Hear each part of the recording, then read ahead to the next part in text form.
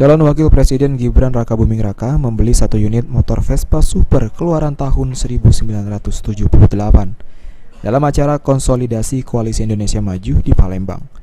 1 unit motor Vespa warna merah tersebut sebelumnya terparkir di halaman luar dining hall Kompleks Jakabaring Sport City Palembang.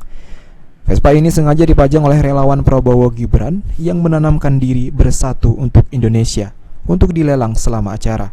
Menurut Reza, pemilik motor Vespa mengaku Vespa tersebut dilelang dengan start harga 20 juta. Namun dirinya tak mengungkap berapa harga yang akan dibayar Gibran. Uang hasil lelang ini semuanya kita sumbangkan untuk Palestina. Ditambahkan Reza, setelah berbincang singkat, Gibran kemudian membubuhi tanda tangan di banner sebagai bentuk dukungan terhadap relawannya. Yang nantinya banner yang sudah ditandatangani ini akan dikirim ke Jakarta untuk relawan lain. Ke Palestina dari relawannya Pak Gibran, dari Pak Prabowo ya. Berapa Kak kita pasaran ini kita buka? Saya mulai buka dari angka 20 juta. Ya. Sejauh ini sudah ada yang daftar belum? Nggak? Sebagian ada yang nanya-nanya aja. Kebetulan dari Mas Gibran juga nanya.